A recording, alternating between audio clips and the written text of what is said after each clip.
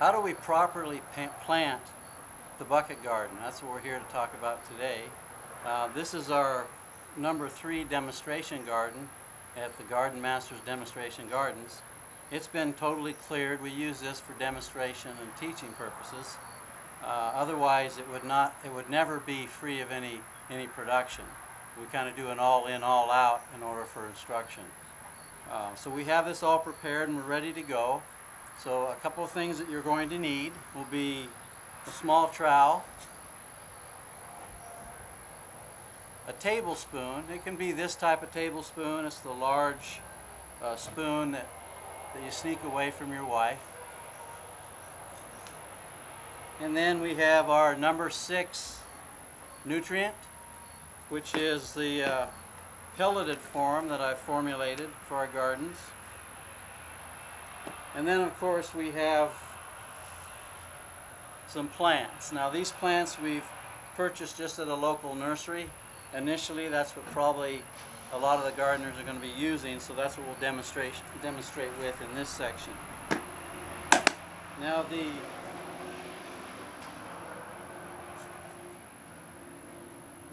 proper planting sequence is to do 25 to 30% of your garden. So if you have a 4x8 Garden Master bucket garden, then you'd be planting basically 12 bags at a time. It's 9 bags long by 4 bags wide. So we're going to deal with basically 12 bags in this segment.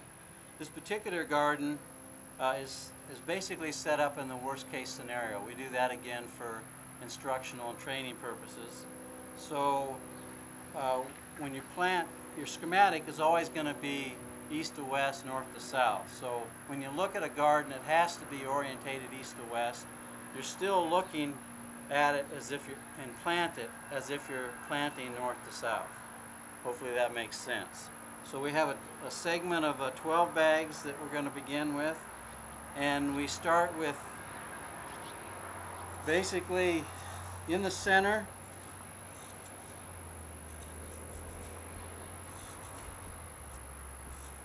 Now it's a good idea prior to starting to take out some stakes. These are basically for my benefit. Write on there, figure out your schematic, put each of those in the bags, then you're ready to go. You don't have to do a lot of thinking about it. In this first spot, we're going to put in a tomato. Now typically, you want to loosen that root ball up a little bit. Really should handle them by the leaves. If you damage the leaf, it'll grow back. You break the stem, you're going to kill the plant. And then also we see this particular tomato, it's not root bound, but it has a good root development. We want to stimulate growth, so we're going to rough that up a little bit. Lay that out here. What we're doing is we're going to test it. We're going to take off these lower leaves. We want to get that as deep as possible on a tomato. So we're going to dig in there just a little bit more, right in the center of the bag.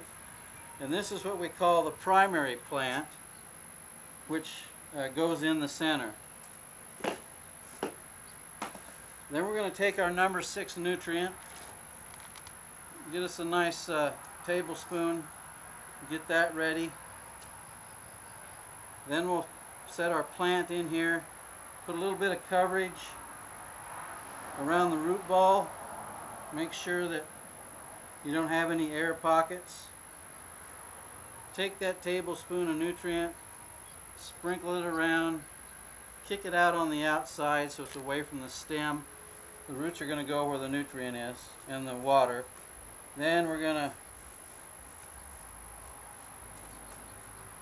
put that soil back in there and firm it. Don't pack it, just firm it. And that will do for our tomato. Now in the center of this bag, again what you need to look at is not so much what you're planting. You need to be looking at the pattern. So our pattern here would be tomato, tomato, tomato, and then we're also blending in a winter crop, so we're also going to be planting broccoli cauliflower, and cabbage. On this side of the tomato, we're going to put in a broccoli plant. You can over dig the holes just to make sure you have enough. This is some of the material from the previous transplant. I'm going to go ahead and take that out.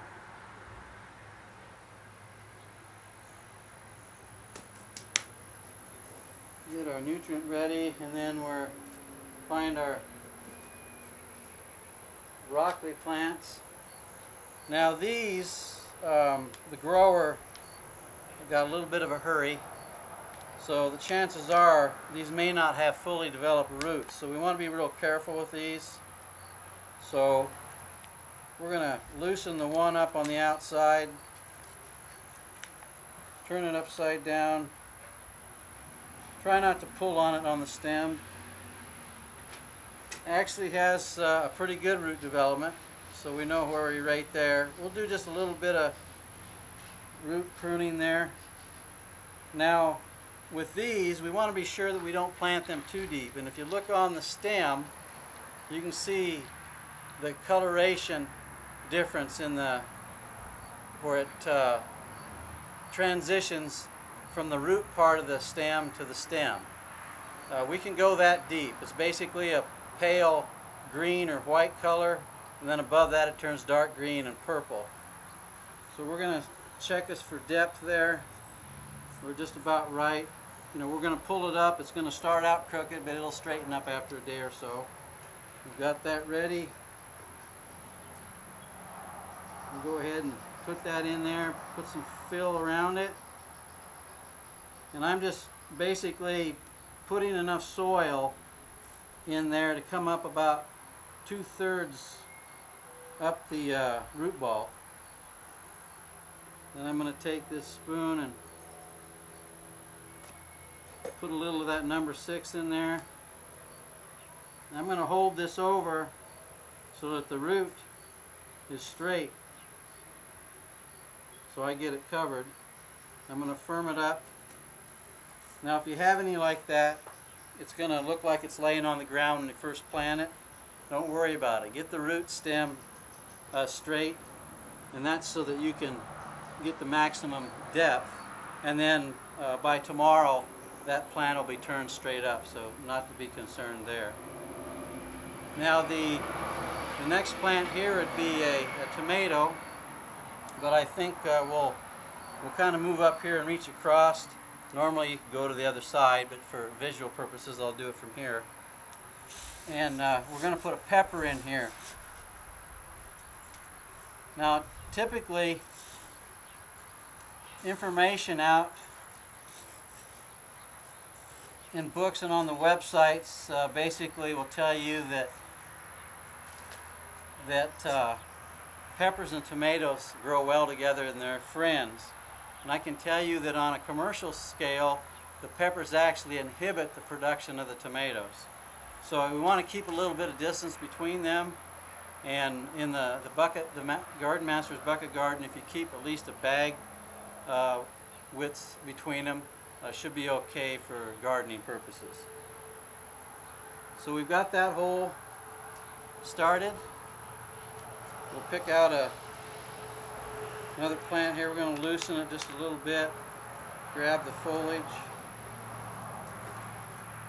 Now prior to these, if you're buying your plants, rough the root up a little bit.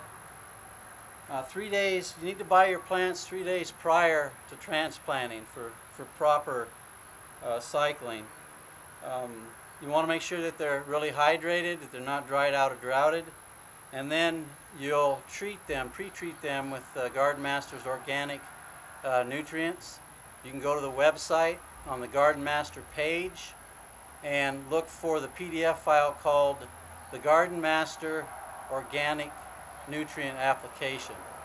Print that PDF out or look at it on the computer, and it gives you all the instructions for prep from seedlings all the way through to your mature crops. Now the peppers we can give a little bit of depth also.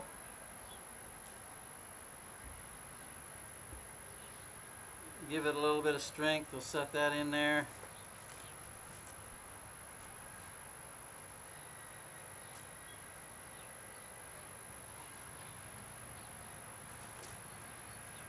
We'll get our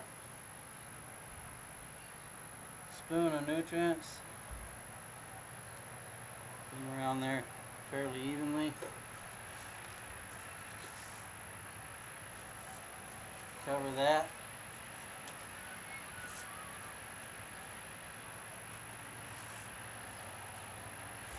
And that gives us our pepper. We'll go ahead and plant a cabbage. Again, it's in the center. Now, there are a couple items that you can use as a primary or a secondary, and that would be beans or peas. If you decide to dedicate a primary space in a bag for the beans or peas, you would put 4 holes and 2 seeds in each of those holes. And you can use a dibble stick or your finger. And basically, in this configuration, it's not a box conversion, so it's your standard bucket garden. Your primary plane, we'll call it, runs parallel to the length of the bag. So that would be east to west in this configuration. If your garden's configured ideally north to south, that would be the orientation of your primaries that you're planting from seeds, which would be like your beans and your peas. Now, if you're planting other primaries from seeds like cantaloupe, watermelon, things of that nature, you would plant 1 hole in the center. You'd put 2 to 3 seeds of those in each, and then prick them back to only 2 plants. So let's go with a cabbage.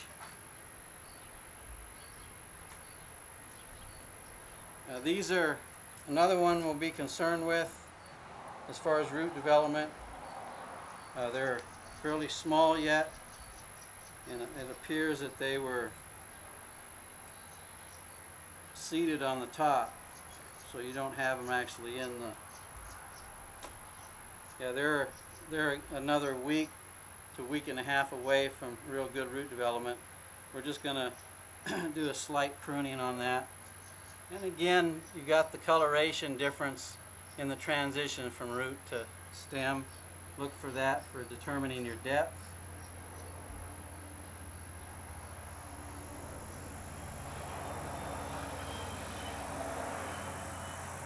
And we're going to, same process, fill around it. Firm that around that root ball.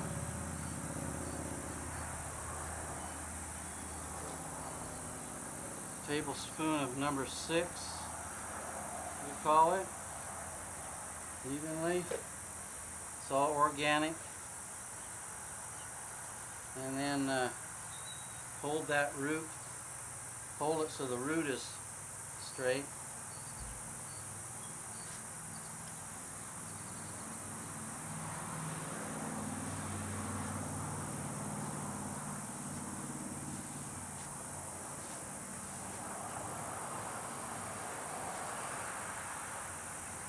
And then we have that.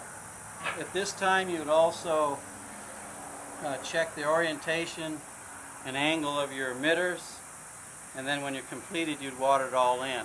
We're going to go ahead and cut away and finish the transplants on this section, and then we'll be back to talk to you about how to plant your secondaries.